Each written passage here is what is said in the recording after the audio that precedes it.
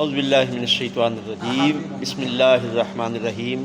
غوثیہ channel پر آنے والے تمام دوستوں کو خوش آمدید کہتا ہوں۔ دعا ہے کہ اللہ تبارک و تعالیٰ جل شانہ نبی پاک صلی اللہ علیہ وآلہ وسلم کے نالین اقدس کے صدقے اپنی رحمتوں کا نزول فرمائے۔ ہمارے چینل کو سبسکرائب کریں، لائک کریں، شیئر کریں۔ آپ کا یہ عمل یقیناً نیکی کے کام میں آپ کا حصہ ہوگا۔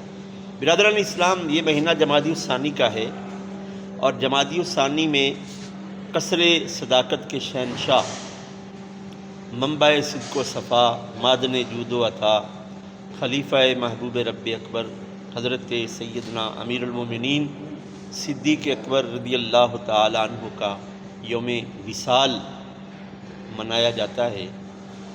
حضرت سیدنا ابو بکر صدیق رضی اللہ تعالیٰ عنہ نبی پاک صلی اللہ علیہ وآلہ وسلم کے وہ صحابی ہیں کہ انبیاء کے بعد بشریت میں، نسل انسانیت میں اگر کسی کا مقام ہے تو وہ جناب حضرت سیدنا ابو بکر صدیق رضی اللہ تعالیٰ عنہ۔ ہر اہل ایمان کو پتہ ہے کہ صحابی اسے کہا جاتا ہے جس نے اپنی زندگی میں ایمان کی حالت میں نبی پاک صلی اللہ علیہ وآلہ وسلم کے چہرہ اقدس کی ایک لمحہ کے لیے بھی زیارت کی ہو۔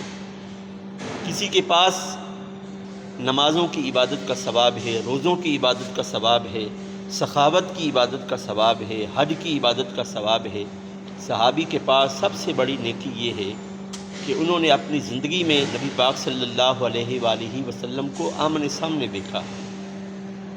حضرت سیدنا ابو بکر صدیق رضی اللہ تعالیٰ عنہ، جن کے بارے میں اللہ کے پیارے حبیب صلی اللہ علیہ وآلہ وسلم نے ارشاد فرمایا کہ میں نے ہر ایک کے احسان کا بدلہ اتار دیا ہے سوائے ابو بکر کے، اور ابو بکر نے جو مجھ پر اپنی صحبت سے، اپنے مال سے، اپنے وقت سے مجھ پر جو احسان کیا ہے اس کا بدلہ اللہ تبارک و تعالیٰ اتارے گا۔ قیامت کے دن ہر کوئی نماز کے دروازے سے گزرے گا، کوئی روزے کے دروازے سے گزرے گا، کوئی زکوٰۃ کے دروازے سے گزرے گا، کوئی حج کے دروازے سے گزرے گا۔